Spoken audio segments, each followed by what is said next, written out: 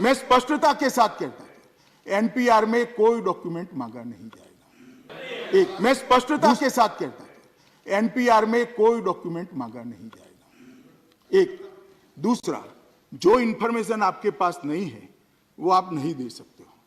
और तीसरा, कोई डी भी, मैं कह रहा हूं गृह मंत्री नाते राज्यसभा के पटल पर कह रहा हूं कि कोई डी लगने वाला नहीं। किसी को अब मेरी बात तो समझ लो, किसी को इस देश में किसी को एनपीआर की प्रक्रिया से डरने की जरूरत नहीं। एक मिनट, आई थिंक गृह मंत्री जी कह रहे हैं, अगर मैं अच्छी तरह से सुना, कि डी किसी के सामने नहीं लगेगा। हाँ जी, यही कह रहे हैं? हाँ जी, तो डी नहीं लगेगा जी। अच्छा।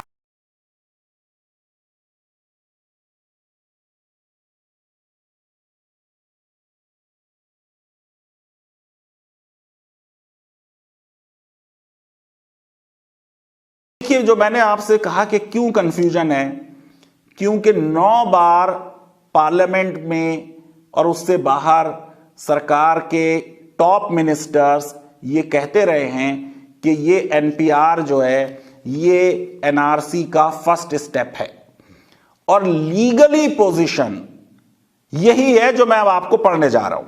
ये वो रूल्स हैं मिनिस्ट्री ऑफ होम अफेयर्स के 2003 के, और देखिए बिल्कुल जो लॉ है वो तो लॉ है। अब किसी ने भी कोई स्टेटमेंट दिया हो, वो स्टेटमेंट जो है वो एक प्रॉमिस हो सकता है, लेकिन आज की डेट में लॉ वो है जो रूल में लिखा हुआ है।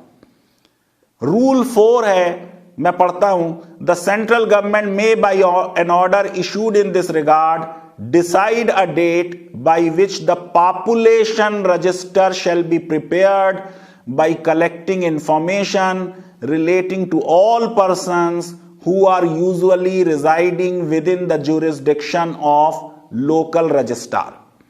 ये रूल 3 का सब क्लॉज 4 है। अगला जो रूल है, रूल 4, वो बात कर रहा है preparation of national register of Indian citizens.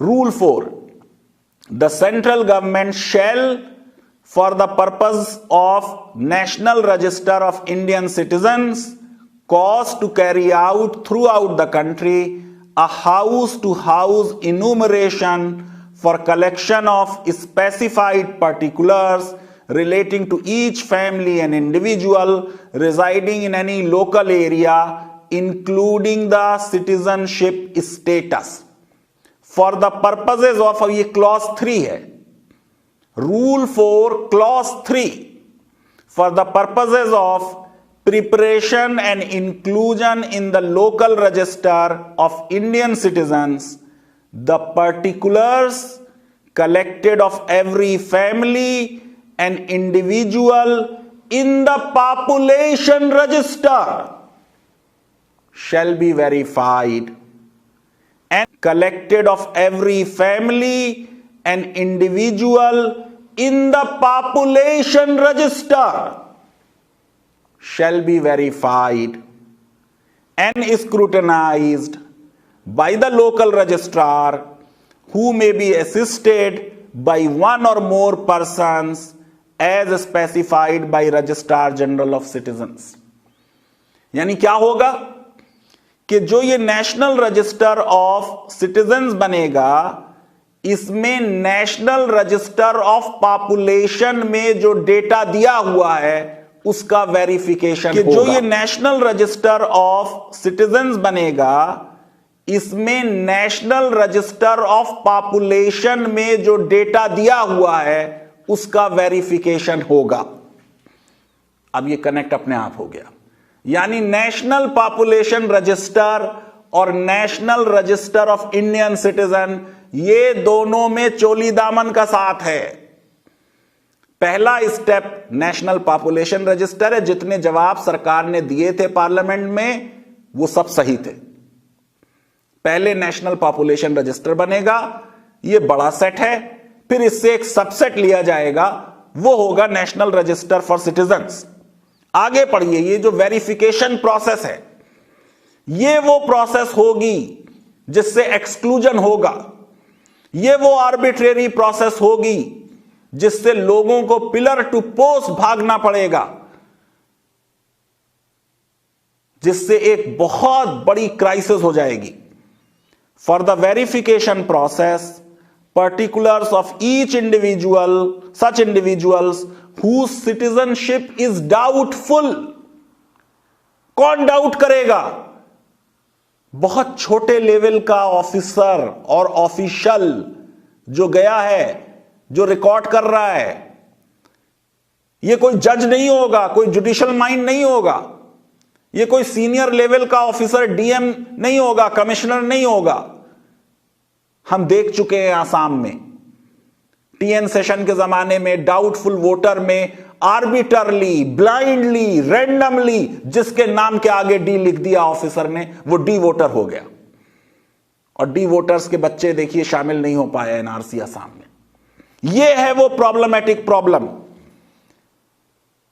जो वेरिफिकेशन होगा, वेरिफिकेशन में हु सिटीजनशिप इज डाउटफुल, उसको लोकल रजिस्ट्रार एप्रोप्रिएट मार्क के साथ इन पॉपुलेशन रजिस्टर में फॉर इंक्वायरी भेज देगा। आप देखिए फिर पॉपुलेशन रजिस्टर इंपॉर्टेंट हो गया, फिर पॉपुलेशन रजिस्टर इंपॉर्टेंट हो गया, फिर पॉपुलेशन रजिस्टर एनपीआर एनआरसी का हिस्सा कैसे है मैं आपको दिखा रहा हूं, लॉ से पढ़ रहा हूं। For further inquiry and in case of doubtful citizenship, the individual or family shall be informed in a specified pro forma immediately after the verification process। और फिर सब डिस्ट्रिक्ट और ताल्लुक रजिस्ट्रार अपनी फाइंडिंग जो है वो 90 डेज में देगा। ये एक्सक्लूजन इस स्टेज से शुरू हो जाएगा। एक बार आपको डाउटफुल सिटीजन कर दिया गया, आप समझिए कि कहानी आपकी बहुत डिफिकल्ट होने वाली है। और ये वो प्रॉब्लमेटिक चीज है जिसकी वजह से लोगों में एंजाइटी है। और यही बात एमएचए के नोटिफिकेशन में भी आई कि for the purpose of preparation and inclusion in the local register of Indian citizens, the particulars collected of every family and individual in the population register shall be verified and scrutinized by the local registrar who may be assisted by junior officers। तो अब आपकी समझ में आ गया, यह भी बात सही है कि एनपीआर अलग है, एनआरसी अलग है। यह भी बात सही है कि एनपीआर वाकई में जो सरकार कहती रही पिछले 5 सालों में वो फर्स्ट स्टेप है टुवर्ड्स एनआरसी। और यह भी बात सही है कि एनआरसी और एनपीआर बिल्कुल मिले हुए हैं, एनपीआर के बेसिस पे ही एनआरसी होगी। इसलिए एनपीआर को भी समझना बहुत जरूरी है। कौन कौन सी इंफॉर्मेशन इसमें मांगी जा रही है उसको जानना बहुत जरूरी है।